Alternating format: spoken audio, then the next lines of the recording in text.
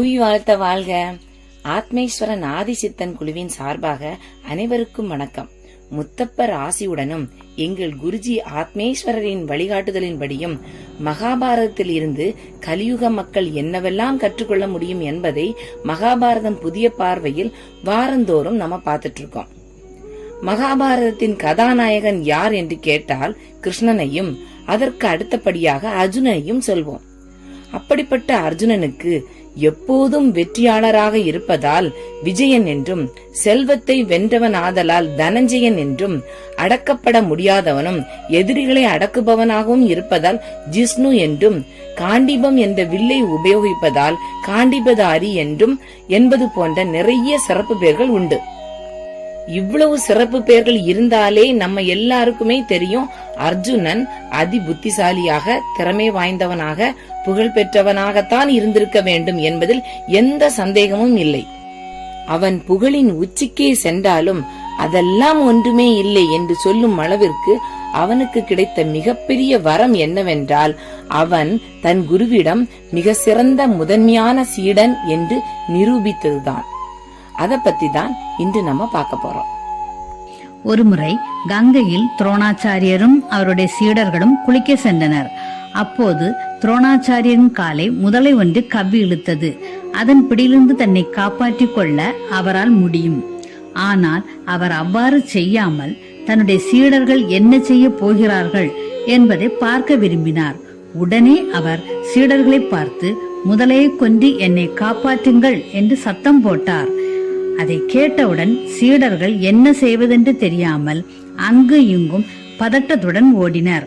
ஆனால் அர்ஜுனன் மட்டும் எந்தவித பதட்டமும் இல்லாமல் தன்னுடைய 5 கூர்மையான அம்புகளை விட்டு முதலையை அடித்துக் கொண்டான். இதனை கண்ட துரோணாச்சாரியர் தம்முடைய சீடர்களில் அர்ஜுனன் தான் சிறந்த மாணவன் என்று மிகவும் மகிழ்ந்தார். அதே மாதிரி இன்னொரு நிகழ்வு என்னவென்றால், துரியோதனன், துச்சாதனன், அர்ஜுனன், அஸ்வத்தாமன் எல்லோரையும் நிறுத்தி வைத்தார். அப்போது மண்ணாலான ஒரு பதுமை செய்து அதை கங்கை நீரில் போட்டார்.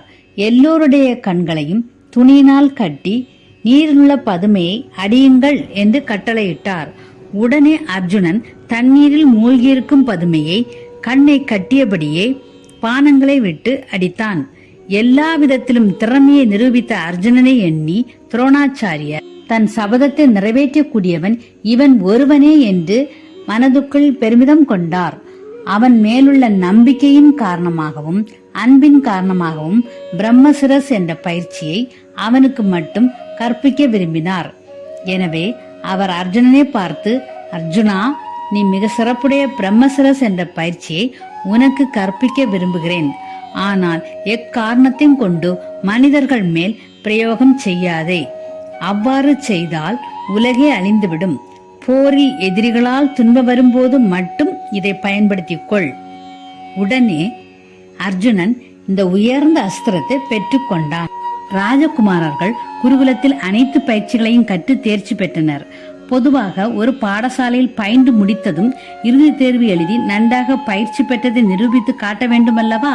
அதுபோலதான் ராஜகுமாரர்கள் கற்ற எல்லாவற்றையும் அஸ்தினாபுர அரங்கத்தில் அவர்கள் திறமையை நிரூபித்து காட்ட வேண்டும் என்று துரோணாச்சாரியர் விரும்பி அரங்கேற்றத்திற்கு ஏற்பாடு செய்தார். அதன்படி அரச குலத்தை சார்ந்தவர்கள் அமர்வதற்கு சிறந்த ஆசனங்களும் அஸ்தினாபுரத்தில் அனைத்து மக்களும் ரசிக்கும்படியும் அரங்கத்தில் ஏற்பாடு செய்யப்பட்டது. அனைவரும் கூடியிருக்கும் அரங்கேற்ற நாள் அன்று சிறப்பாக அலங்கரிக்கப்பட்ட அரங்கத்தில் இன்னிசை வாத்தியங்கள் முழங்கின. அப்போது வெண்மையான ஆடை அணிந்து ஒளி பொருந்திய முகத்துடன் குரு துரோணாச்சாரியர் வந்து கொண்டிருந்தார். அவரை தொடர்ந்து அரசகுமாரர்கள் அனைவரும் கவசங்கள் அணிந்து கொண்டும் வில்லம்பு எடுத்துக்கொண்டும் வந்து கொண்டிருந்தனர். மேடைக்கு வந்தவுடன் கிருபருக்கும் துரோணருக்கும் ராஜகுமாரர்கள் வணக்கம் செலுத்தி முதலில் யுதிஷ்டன் ஈட்டியை வைத்து பற்பல நுணுக்கங்களை செய்து காட்டினார். இப்படியாக அரசகுமாரர்கள் அவரவர் திறமைகளை செய்து காட்டினர். தேர், யானை, குதிரை இவற்றின் மீது ஏறியும் தங்களது ஆற்றலை காட்டினர். பீமனும் துரியோதனனும் கதாயுதத்தை கொண்டு போரிட்டனர். அவ்வாறு போரிட்டது 2 மலைகள் மோதுவது போன்றும் ஆண் யானைகள் 2 போரிடுவது போன்றும் காட்சி அமைந்தது. இருவருக்கும் ஏற்கனவே பகைமை இருந்ததால் அது உண்மையான சண்டையாக மாறியது. இதை உணர்ந்த துரோணர் தன் மகனை அழைத்து போரை நிறுத்த சொன்னார். உடனே அஸ்வத்தாமன், பீமா நிறுத்து, துரியோதனா நில், இது குருவின் கட்டளை, தங்கள் இருவரும் திறமையை காட்டியது போதும் என்று கத்தினான். இருவரும் அடங்கினார்கள். கடல்கள் கொந்தளித்து அடங்கியது போல் இருந்தது. பிறகு அர்ஜுனன் கையில் வில்லேந்தி மேடையில் ஏறியது தேவலோக இந்திரன்தான் வந்துவிட்டானோ என்று எண்ணும் அளவிற்கு இருக்கிறது என்று கூடியிருந்த அனைவரும் ஒருவருக்கொருவர் பேசிக்கொண்டு ஆரவாரம் செய்தனர். இதை கேட்டதும் குந்தி தேவி ஆனந்த கண்ணீர் வடித்தாள். அர்ஜுனன் அம்பை விண்ணில் செலுத்தி ஆக்னேயாஸ்திரத்தினால் அக்னியையும், வர்ணாஸ்திரத்தினால் நீரையும், வாயுவாஸ்திரத்தினால் பலத்த காற்றையும் வரவழைத்தான். அது மட்டுமில்லாமல் பர்பதாஸ்திரத்தினால் குறித்த இலக்கில் மலையை விழ வைத்தான். அந்தர்தனாஸ்திரத்தினால் தன்னை மறைத்துக் கொண்டான். கடைசியாக கவே கேஸ்ரிங்கத்தினால் தன் அனைவரையும் திகைப்படை செய்தான். கவே கேஸ்ரிங்கம் என்பது ஒரு பசுவின் கொம்பு போல செய்து அது மேலிருந்து சுழன்று கொண்டிருக்கும். அதில் இருக்கும் துவாரத்தில் 21 அம்புகளை விட வேண்டும். அதை யாராலும் பண்ண முடியாது. அதை அர்ஜுனன் செய்து காட்டினான். கூடியிருந்த அனைவரும் ஆச்சரியத்துடனும் கண்களை கூட இமைக்காமல் அர்ஜுனனின் வில்லாற்றலை பிரமிப்புடன் பார்த்து கொண்டிருந்தனர். அர்ஜுனனால் வில்லில் பூட்டப்படும் அம்புகள் தற்காலத்து ஏவுகணை போலவும் தோற்றமளித்தது. வில்லுக்கு விஜயன் என்று அர்ஜுனனுக்கு பெயர் வர காரணம் என்னவென்றால், அவன் அம்பை எடுப்பதையும் வில்லில் பூட்டுவதையும் விடுவதையும் காண இயலாத அளவுக்கு அவன் வேகம் இருந்தது. இப்படியாக அவன் தனது வில்லாற்றலை நிரூபித்து காட்டினான். அந்த சமயத்தில் அரங்கத்தின் வாயிலில் ஒரு பலத்த சத்தம் கேட்டது. அந்த சத்தத்தை கேட்டவுடன் அனைவரும் திரும்பி பார்த்தனர். அப்போது அங்கு சூரியன் போன்ற பிரகாசத்துடன் ஒளி பொருந்திய தேகத்துடன் ஒரு இளைஞன் கவச குண்டலத்துடன் நின்று கொண்டிருந்தான். அவன் யார் என்பதை அடுத்து வரும் மகாபாரத பகுதியில் பார்க்கலாம். நன்றி, வணக்கம். புய்வாழ்த்த வாழ்க. ஆனந்தம், ஆத்மானந்தம். புய்வாழ்த்த வாழ்க. நான் உங்கள் ஆத்மேஸ்வரன்.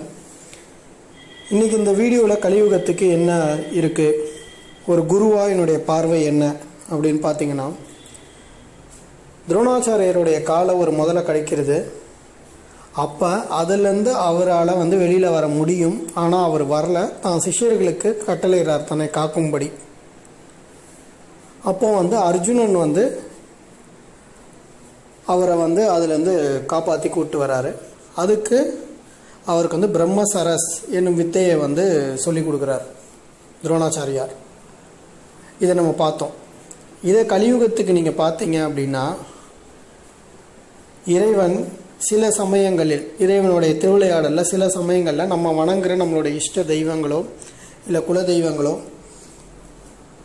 தாங்கள் இருக்கும் இருப்பிடம் இல்லைன்னா ஒரு பூஜை புனஸ்காரம், ஒரு கோயிலில் நம்ம விரும்பி போகிற கோயிலில் ஒரு பூஜை புனஸ்காரங்கள் தடைப்படும். இல்லைன்னா அந்த கோயில் கட்டுமான பணிகள் நடக்கும்.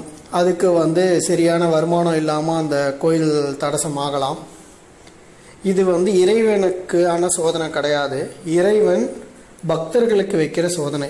எப்படி துரோணாச்சாரியர் தன்னுடைய சிஷ்யர்களுக்கு வச்சாரோ அதே மாதிரி இறைவன் தாம் பக்தர்களுக்கு அந்த சோதனையை வைக்கிறார். யார் முயற்சி செஞ்சு தன்னை அதிலேருந்து விடுவிக்கிறாங்க அப்படிங்கிறத அவர் பார்க்குறாரு. இறைவன் யார் முயற்சி செஞ்சு அந்த கோயில் கட்டி முடிக்கிறதுக்கு உதவுறாங்க, முழு முயற்சியோடு போராடுறாங்க, இல்லை அந்த கோயிலை இடிக்க போகிறாங்க, அதுக்கு போராட்டம் பண்ணி அதை தடுக்கிறாங்க, இல்லை அந்த பூஜையை நடத்தி கொடுக்குறாங்க. இந்த மாதிரி இறைவனுக்கான சோதனைகள் வரும்போது அது இறைவனுக்கான சோதனை கிடையாது, இறைவன் பக்தர்களுக்காக வைக்கிற சோதனை தான். அதில் ஜெயிச்சா துரோணாச்சாரியார் எப்படி இந்த பிரம்மசரஸ் அப்படிங்கிற ஒரு வித்தையை அர்ஜுனனுக்கு சொல்லித்தராரோ அதே மாதிரி இறைவன் தன்னுடைய சோதனையில் வெற்றி பெறுறவங்களுக்கு கண்டிப்பாக ஒரு வரத்தை கொடுப்பார். அவங்களுக்கு வேண்டிய ஒரு வரத்தை கண்டிப்பாக கொடுப்பார். இதுதான் இன்னைக்கு நம்ம தெரிஞ்சுக்கிற விஷயம். நன்றி, வணக்கம். புய்வாழ்த்த வாழ்க. ஆனந்தம், ஆத்மா.